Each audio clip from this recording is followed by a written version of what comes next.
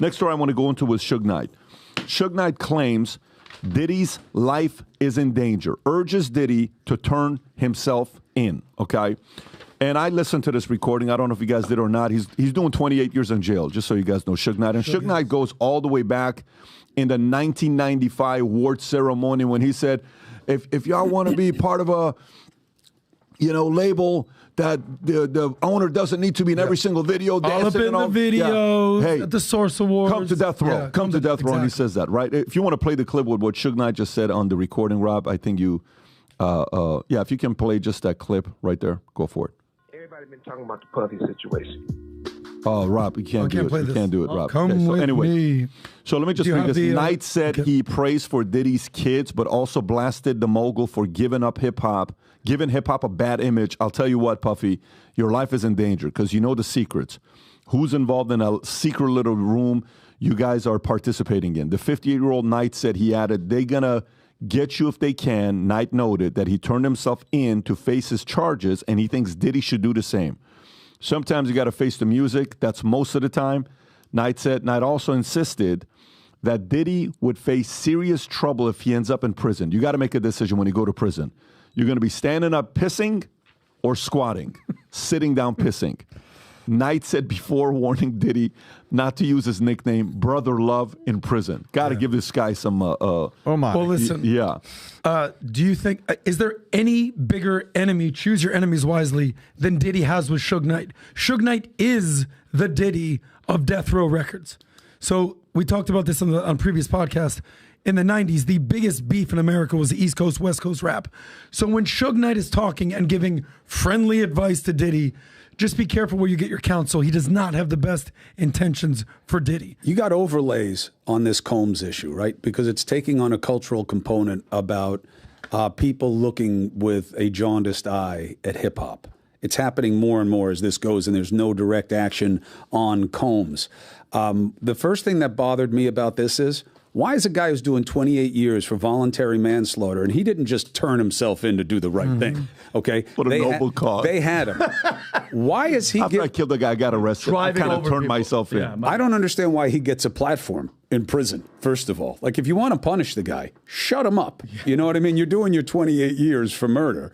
What are you saying, though? I'm saying that why does he get to give press statements about what's happening with Sean Combs?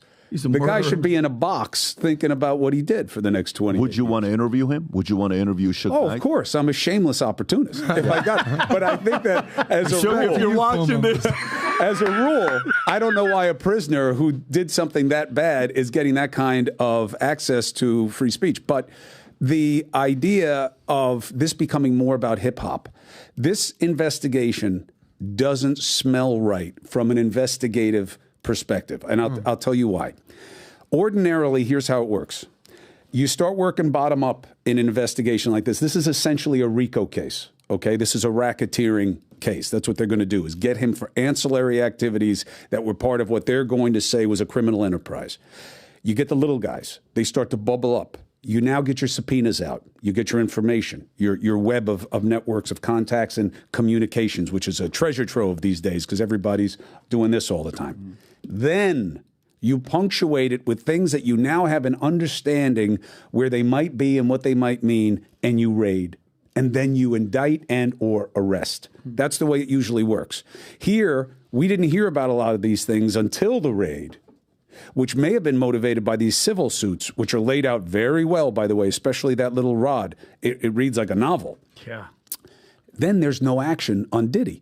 Diddy's waving, going to Adam's friends' restaurants. He was in Pura Vida in Miami filming with Wes Watson this weekend. Meanwhile, his sons have been arrested. There's something off about this investigation. And what it smells like to me is that hip-hop is a great boogeyman for the feds. Hip-hop is bad. They don't see it as what it is now, which is my kids' culture, okay? My white kids living in the Hamptons live hip-hop. My daughter is going a little country on me. The songwriter, she's been writing some country song. I don't know where she gets that from. But I think that there are going to be some big surprises in this investigation of the nothing variety. And it's going to be a big problem for the feds. You bust a billionaire's house who's a major culture figure, You put his kids in cuffs. I know they thought there may be weapons in the house, and that's a protocol for them. But I tell you, I don't think they would have done it to Mark Cuban's kids. And I think that this is going to wind up having a nothing burger aspect. You think so? I'll tell you, I know that 90-10, anybody who's been around investigations will say, no way. They would have never raided his house if they don't have him. Look, an indictment is a probable cause standard. It's the lowest standard in our business. That's why we say you can indict a ham sandwich, right? I don't smell that they have him on the kinds of major felonies that were being teased early on, except for one component. He's got a lot of friends. No one's defending him right now. That makes me a little suspicious. Where are his friends? Yep. But it's not lining up right in terms of how they usually do this, Pat. I know I'm right. When Suge Knight is your biggest advocate, you got some problems. Rob, go while you're. I want to hear which way. Go to 50 Cent. By the way, play that clip to see where he's at. This is Miami. Go ahead. Yeah. This is Wes Watson. Who's been on my show. Pura Vida by my pad. Run into the man right here. Love. What's up? Miami's like that. Yeah. It's a movie.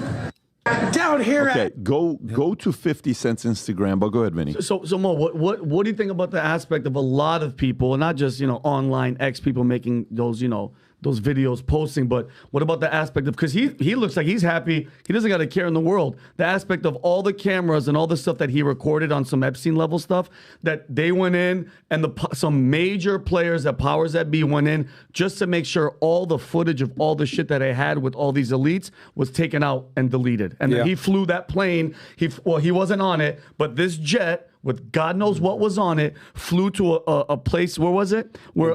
Antigua, where there's no extradition to the U.S. That thing is there. Whatever's on that plane is gone. That looks like the guy to me that knows that he's good, because they're like, hey, listen, with all the shit, with all the girls that are, with all the kid stuff and all that stuff, we got to go in there, we got to raid, we're going to take out anything that we deem like that can get our people in trouble, and we'll get it out of here. I think that seems more feasible to me from a person with that type of attitude, that's just like, yo, what up? All love. If your kids are getting arrested and you're walking scot-free like that, something is definitely fishy. Rob, do you have that clip from 50 Cent? Go to the one to the right, top right.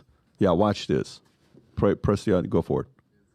Hey, yo, right now, though, for real, yo, I need to know who fucks with me, you know? Like, just straight up, like I don't have the time.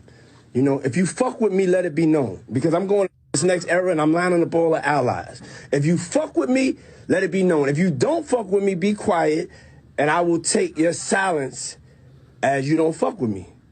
You know what I'm saying? And it's all love. But if you fuck with me, let it be known, because big thing. Okay, so is he saying if you're with me? Yes. Are you with me or against me? Okay. Are you on my team? But if you're with them, publicly come out and be like, hey, whatever's happened with Diddy, I vouch what for I want to know is, nuts? tell me one person that supported him. I know. This guy, that picture, this guy supports him. Tell me one person. One person that's come out that said anything that I got his back. And that is the suspicious thing. So what does that tell us? So my reporting, talking to some of these people who I thought would come out, and obviously you protect them as sources. That's what the media is supposed to do ethically. And they say, look, I don't believe that he is gay, not that that's a crime, that he is a pedophile. I don't believe it. I don't like these Bieber videos. I think they're misleading. But. They all have a but, and it all goes to abuse of his power and what the people around him may have been doing that he was caught up in. Yeah. And that's why they're staying quiet. Now, the problem is also that you got Fitty. I keep getting yelled at for not saying his name right. Fitty. Is it F-I-T-T? You're Chris Cuomo. You say what you want, buddy. Chris, I think you start rapping all up in the club right now. You do what you want. You're from New York. It's 50. All right. So 50 Cent says bad things about Biggie, about Combs, because it's competition. Suge is saying bad things because it's competition. That's getting covered more than the actual investigation. And that's my problem with this, is there's an overlay of kind of hip-hop culture going at itself. And that's a distraction from the actual case. And I really believe that. I haven't seen any indication except that raid, which was, I've never seen a guy of his profile get done as dirty as that raid was. Mm-hmm. You know, people say Trump got raided. Trump didn't get raided. They didn't have any weapons. They didn't draw any weapons. It was done by arrangement. They spoke first. That's a raid. Oh, yeah. What they did to a billionaire named Sean Combs. It doesn't smell right to me. It doesn't smell. Did you see this clip? Did you see this clip of Mike Tyson? Yeah. And him sitting next to each other? Yeah, very weird. Can you, Rob, if you can, pull up this clip. By the way, I just typed Diddy, Tyson. There you go. Yeah. Watch this. It's a little weird. So Tyson and Diddy are next to each other in an interview. This is with Keenan Ivory Wayans is the host. And back Look up at that a little hand. bit. Watch what Tyson does. It truly is about the Benjamin, as we see. Oh, yes, he's good. Put it on his lap like he's moving out the way. Well, now, when we come back, we're going to talk more with Puffy, and if you want to hang out, more than welcome to stick around, my brother. All right? We'll be right back with more right after this. Yeah, look at him. He doesn't like his hand near him. This is probably from the 90s. Yeah, but still, he's still moving his ass away from his. And